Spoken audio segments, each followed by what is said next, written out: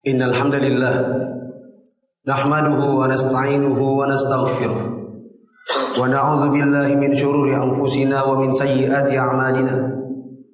May yahdihillahu fala mudilla lahu wa may yudlil fala hadiya lahu. Ashhadu an la ilaha illallah wahdahu la syarika lahu wa ashhadu anna Muhammadan 'abduhu wa rasuluhu la nabiyya ba'dahu. Qala Allah Ta'ala fil Qur'anil 'azim, ya ayyuhalladzina amanu taqullaha haqqa tuqatih wa la tamutunna illa wa antum muslimun. Ya ayyuhan nasu taqu rabbakumul ladzi khalaqakum min nafsin wahidah wa khalaqa minha zawjaha wa batha minhuma rijalan katsiran wa nisaa'a wattaqullaha alladzi tasaaluna bihi wal arham innallaha kana 'alaikum raqiba. Ya ayyuhalladzina amanu taqullaha wa qulu qawlan sadida yuslih lakum a'malakum wa yaghfir lakum dhunubakum wa may yuti'illaha wa rasulahu faqad faza fawzan 'azima. Amma ba'du fa inna asdaqal hadithi kitabullah wa khairal hadi hadi Muhammadin sallallahu alaihi wasallam wa syarrul umuri muhdatsatuha fa inna kulla muhdatsatin bid'ah wa kulla bid'atin dhalalah wa kulla dhalalatin finnar. Hadirin jamaah salat Jumat yang Allah muliakan, kami awali khutbah pada hari ini dengan nasihat ketakwaan bagi diri kami pribadi dan bagi jamaah sekalian. Marilah kita meningkatkan ketakwaan kita kepada Allah Ta'ala dengan mengerjakan apa-apa yang Allah perintahkan dan menjauhi apa-apa yang Allah larang. Karena sesungguhnya mengerjakan apa yang Allah perintahkan dan menjauhi yang Dia larang sebenarnya adalah supaya kita di dunia dan di akhirat mendapatkan kebahagiaan. Hadirin jamaah yang dirahmati Allah Subhanahu wa taala.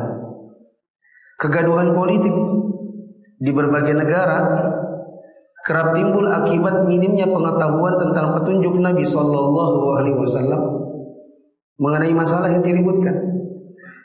Setiap orang meskipun awam ingin ikut angkat suara bagaimana soal pemerintah ini harusnya dijalankan.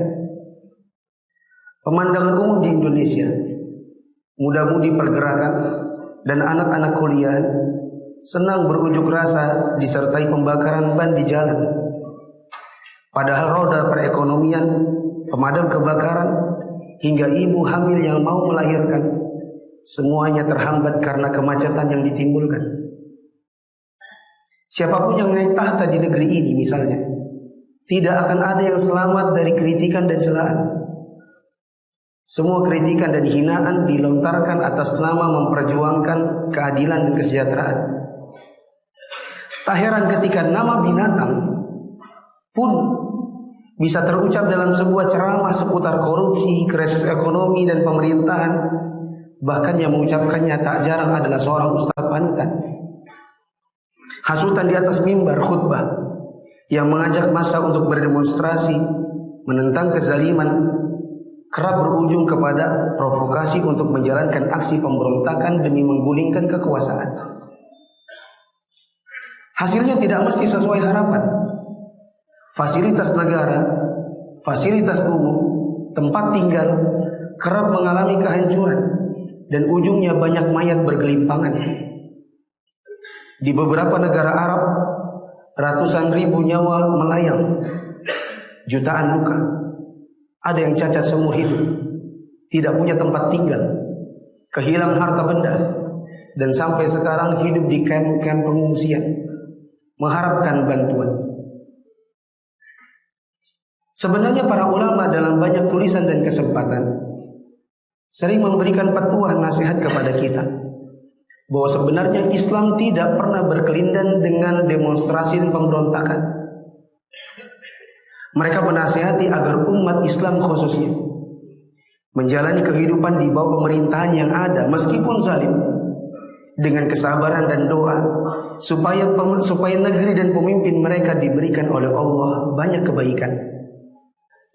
Sampai-sampai di antara para ulama terdahulu ada yang mengatakan, jika aku punya satu doa yang mustajab, niscaya itu akan aku tujukan kepada Allah, kuberikan kepada seorang penguasa, karena dengan baiknya penguasa, maka dia dan rakyatnya pun akan dikaruniai kebaikan. Hasan al-Basri rahimahullah pernah mengatakan, "I'lam afaqallah anna jawral muluki niqmatun min niqamillahi ta'ala. La tulaqa bisuyufi wa innama tuttaqa wa tustad'afu bid-du'a'i wat-taubati wal-inabati wal-iqla'i 'anil dhunubi. Wa inna niqamallahi ta'ala mata luqiyat bis-sayfi kanat aqta." Beliau mengatakan, ketahuilah kalian bahwa sesungguhnya kezaliman seorang penguasa itu termasuk hukuman yang Allah timpakan. Dan hukuman Allah tidak bisa dilawan dengan pedang, tetapi hanya bisa dihindari dengan doa, taubat dan meninggalkan kemaksiatan. Jika hukuman Allah bertemu dengan pedang, maka pastilah hukuman Allah yang akan memenangkan pertarungan. Akan tetapi nasihat-nasihat semacam ini, kalau di zaman sekarang sudah dinilai ketinggalan zaman. Setiap dai yang menyampaikan kalimat yang semacamnya kerap dituduh oleh masyarakat, bahkan dituduh oleh sebagian dai yang lainnya sebagai orang-orang yang pengecut, penjilat, antek pemerintah, lantaran nasihat para ulama terdahulu dengan pemikiran orang-orang di zaman sekarang memang sering tak sejalan. Sampai ada yang tega mengatakan para ulama itu pakar urusan masjid, pakar urusan kemaluan dan celana dalam perempuan. Maksudnya haid nifas. Bila kalian ingin bertanya kepada mereka tentang masjid, tentang fikih, tentang haid nifas, celana dalam perempuan, tanyakan kepada mereka, silahkan. Tapi untuk urusan politik, tanya kepada kami. Kita lebih tahu karena kita yang merasakan. Padahal nasihat para ulama yang semacam itu, meskipun memang mungkin tidak masuk akal bila ditimbang dengan pemikiran orang-orang di zaman sekarang, ketahuilah itu adalah nasihat dalam rangka menghadapi kezaliman penguasa dengan sabar dan doa, serta tidak melakukan pemberontakan yang sebenarnya dalam rangka menaati hadis Nabi SAW yang pernah menasihatkan. Apa kata Nabi SAW? Man kariha min amiri syai'an falyasbir alaihi. فَإِنَّهُ لَيْسَ أَحَدٌ مِنَ النَّاسِ خَرَجَ مِنَ السُّلْطَانِ شِبْرًا فَمَاتَ عَلَيْهِ إِلَّا مَاتَ مِيتَةً جَاهِلِيَّةً. Nabi SAW mengatakan, barang siapa membenci sesuatu pada pemimpinnya, pada penguasanya, dan mungkin itu yang kita alami sekarang ini, membenci sesuatu pada diri penguasanya, maka hendaklah dia bersabar. Sebab tidaklah seseorang memberontak kepada penguasanya lalu dia mati dalam keadaan memberontak seperti itu, melainkan dia mati dalam keadaan mati jahiliyah. Nabi SAW mewasiatkan, yakunu ba'di a'immatun la yahtaduna bi hudaya wa la yastannuna bi sunnati, wa sayaqumu fihim rijalun qulubuhum qulubu syayatin fi jusmani ins. Nabi SAW mengatakan, akan ada sepeninggalku nanti penguasa-penguasa yang mereka tidak mengikuti petunjukku dan tidak mengambil sunnah-sunnahku. Di antara mereka ada penguasa yang wujudnya wujud manusia, tapi hatinya hati setan. Mendengarkan perkataan Nabi SAW ini, salah seorang sahabat namanya Hudzaifah bin Yaman kemudian mengatakan, "Kaifa asna'u ya Rasulullah in adraktu dzalik?" Hudzaifah bin Yaman bertanya, "Ya Rasulullah, seandainya aku menemukan penguasa yang demikian, aku hidup di zamannya, apa yang harus kulakukan?" Maka Nabi SAW pun menjawab, "Tasma'u wa tuti'u lil amir, wa in duriba dhahruk, wa in ukhidha maluk, fasma' wa ati'." Nabi bilang, tetaplah engkau mendengar dan taat kepada penguasa yang demikian, meskipun punggungmu dipukul, meskipun hartamu diambil, tetap dengarkan dan taati dia. Sangat disayangkan ketika mendengar nasihat ulama seperti ini, bahkan mendengarkan hadis seperti ini, banyak yang mengatakan, berkomentar dengan lancang. Mereka bilang, memangnya doa dan sabar bisa membuat perubahan? Begitulah perkataan yang biasa dilantarkan oleh orang-orang yang sering lupa bahwa sesungguhnya doa itu adalah bagi seorang mukmin merupakan senjata dan kekuatan. Kerusakan yang timbul pasca demo dan pemberontakan malah kadang lebih besar daripada kezaliman yang ingin dihilangkan. korupsi yang ada tetap berjalan dan cuma ganti pemeran. Jumlahnya bahkan lebih parah daripada yang pernah dituduhkan kepada pemerintah yang sebelumnya telah digulingkan. Koruptor yang ditangkap, ternyata hidup nyaman sembari mengurusi bisnis dan mengendalikan aliran uang mereka dari dalam kamar tahanan. Kondisi aman dan cukup yang sudah berubah menjadi takut dan kekurangan belakangan baru dirasakan ternyata terlalu berharga jika dibandingkan dengan kemaslahatan yang sejatinya sebenarnya hanya untuk segelintir politikus yang gila kekuasaan. Wajar bila Ibnu Taimiyah rahimahullah sampai mengatakan, "Wala'allahu la yakadu yu'rafu ta'ifatun kharajat 'ala dzil sultan illa wa kana fi khurujiha min al-fasadi ma huwa a'dhamu min al-fasadi alladhi azalathu."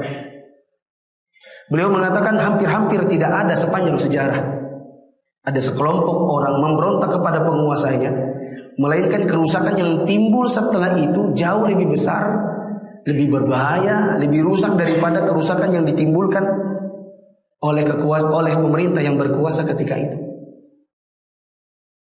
Di sisi lain para salafus salih mengatakan kama takunu yuwalla alaikum. Pemimpin kalian adalah cermin perilaku kalian.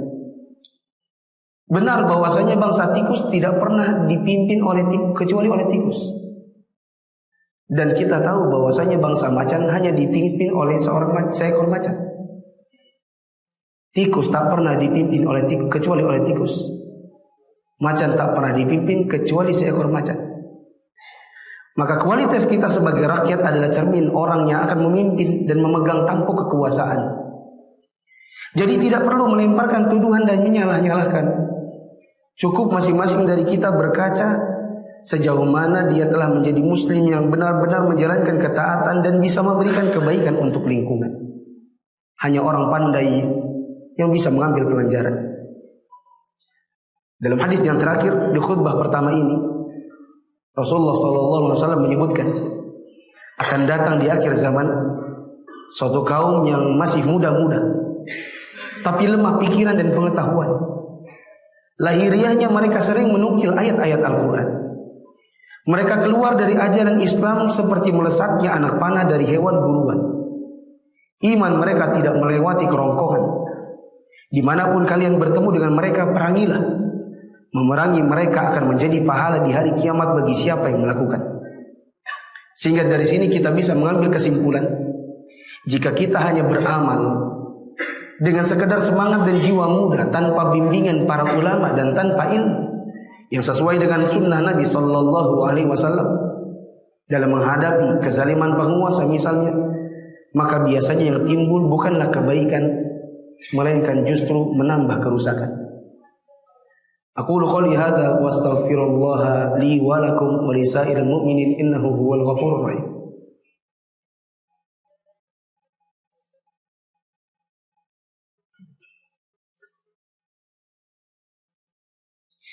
Alhamdulillahi wa kafa wassalatu wassalamu ala rasulillahi mustafa wa ala alihi wa ashabihi wa man tabi'ahum bi ihsanin ila yaumiddin. Di khutbah yang pertama tadi saya sebutkan Nabi SAW mengatakan bila membenci sesuatu pada seorang penguasa maka bersabar. Hasan al-Basri mengatakan kezaliman penguasa itu hukuman yang tidak bisa dilawan dengan pedang, tetapi dengan meninggalkan kemaksiatan. Para ulama yang lain mengatakan menghadapi kezaliman penguasa itu dengan doa. Karena mendoakan dia dengan kebaikan akan berbuah kebaikan bagi dirinya dan rakyatnya. Saya tambahkan pada khutbah yang kedua ini bagaimana kezaliman pemerintah di zaman Imam Ahmad bin Hanbal dihadapi bagaimana oleh Imam Ahmad bin Hanbal. Penguasa di zaman Imam Ahmad bin Hanbal memaksakan akidah yang berbunyi Al-Quran itu cuma makhluk, bukan kalam Allah. Dan ini perkataan kekufuran. Mengatakannya dengan sengaja tanpa ada syubhat di kepala, itu bisa membuat pengucapnya menjadi kafir, keluar dari Islam. Dipaksakan dengan cara memberikan hukuman. Siapa yang tidak mau maka dia dipegang.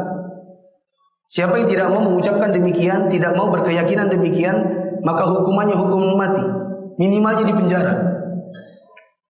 Di antara yang di penjara adalah Imam Ahmad bin Hanbal selama 28 bulan, yakni 2 tahun 4 bulan, yang di dalam penjara tersebut Imam Ahmad bin Hanbal mendapatkan cambukan-cambukan yang cambukannya sangat keras, dan para ulama kita mengatakan bila dicambuk kepada anak unta itu bisa roboh. Dicambuk kepada orang, di antaranya Imam Ahmad bin Hanbal. Sebagian dari murid-murid Imam Ahmad bin Hanbal kadang-kadang datang ke penjara dan berkata, di luar sana ada 5.000 orang. Kalau kau mau kita kerahkan kekuatan, kita berontak kepada Al-Ma'mun, mati dia. Gak ada apa-apanya kekuatan dia fisik dengan murid-murid Imam Ahmad bin Hanbal. Tapi apakah Imam Ahmad bin Hanbal kemudian mengatakan dia? Adakah di antara ceramah-ceramah Imam bin Hanbal kemudian mengeluarkan nama-nama binatang kepada pemerintahnya ketika itu? Yang sebenarnya kezaliman pemerintah ketika itu sudah pada level kekufuran. Kezaliman pemerintah kita yang ada pada zaman sekarang belum sampai pada taraf kekafiran. Tapi kesabaran kita yang kurang. Tidak sebagaimana yang ditunjukkan para ulama terdahulu. Apa yang terjadi? Allah takdirkan kebaikan. Datang khalifah yang keempat. Imam Ahmad bin Hanbal dikeluarkan dari penjara. Kemudian hilanglah, sirnalah akidah tersebut.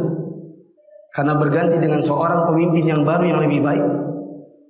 Lalu di malam hari Imam Ahmad bin Hanbal pernah tahajud dan berkata, "Ya Allah, berikan kebaikan kepada pemimpin." Sementara anaknya Imam Ahmad bin Hanbal yang mendengar doa beliau kemudian protes. Engkau sudah dizalimi oleh pemerintah, dipenjara, dicambuk. Kenapa harus didoakan? Maka beliau pun mengatakan, seandainya ada satu doa kita berikan kepada seorang pemimpin, lalu Allah kabulkan, itu isinya kebaikan, maka kebaikan itu akan turun kepada dirinya dan berbuah kebaikan lain pada rakyat-rakyatnya. Maka jamaah yang dirahmati Allah Subhanahu wa taala, tidak akan ada seorang pemimpin yang sempurna. Tugas kita sebagai seorang mukmin salah satunya adalah mendoakannya, bersabar atas kezaliman yang mungkin dia lakukan. Yang saya yakinkan bahwa tak akan ada satu orang pun yang naik tahta di negeri ini, melainkan semuanya pasti ada kekurangan. Hatta Anda yang suka berdemo dan mencela pemerintah, walaupun Anda wahai para ustaz yang mungkin Anda gunakan mimbar Jumat untuk mencela mereka, bila Anda ditakdirkan oleh Allah jadi presidennya, Anda mungkin tidak akan lebih baik dari mereka. Anda tetap kekurangan, Anda tetap pasti punya celah, karena Anda manusia juga. Maka sebaik-baik petunjuk adalah petunjuk Nabi Muhammad SAW. Sebaik-baik teladan adalah teladan beliau. Dan sebaik-baik ilmu yang diajarkan adalah melalui lisan para ulama terdahulu yang sudah saya sebutkan pada khutbah pertama tadi. Semoga Allah mengaruniakan kita pemimpin yang lebih baik. Imma dia bertambah baik, atau Allah ganti dia dengan yang lebih baik. Semoga Allah menghilangkan musibah dan bencana dari negeri kita. Semoga Allah Subhanahu wa taala senantiasa mengaruniakan kebaikan untuk Indonesia dan rakyatnya. Semoga Allah Subhanahu wa taala kelak mematikan kita dalam husnul khatimah, dan semoga Allah Subhanahu wa taala kelak memasukkan kita semua di dalam surga. Ini adalah hari Jumat, hari di mana Rasulullah SAW mensunnahkan untuk memperbanyak salawat kepada beliau. Allah berfirman, "Innallaha wa malaikatahu yusholluna 'alan nabi, ya ayyuhalladzina amanu shallu 'alaihi wa sallimu taslima. Allahumma shalli 'ala Muhammad wa 'ala ali Muhammad kama shallaita 'ala Ibrahim wa 'ala ali Ibrahim innaka Hamidum Majid. Allahumma barik 'ala Muhammad wa 'ala ali Muhammad kama barakta 'ala Ibrahim wa 'ala ali Ibrahim innaka Hamidum Majid. Allahumma ighfir lil muslimin wal muslimat wal mu'minin wal mu'minat al ahya'i minhum wal amwat innaka sami'un qaribun mujibud da'wati ya qadiyal hajat. Allahumma anfa'na bima 'allamtana wa'allimna ma yanfa'una warzuqna ilma. Allahumma inna na'udzu bika min 'ilmin la yanfa' wa min qalbin la yakhsha' wa min nafsin la tashba' wa min da'watin la yustajab laha. Rabbana atina fid dunya hasanah wa fil akhirati hasanah wa qina adzabannar. Walhamdulillahirabbil alamin.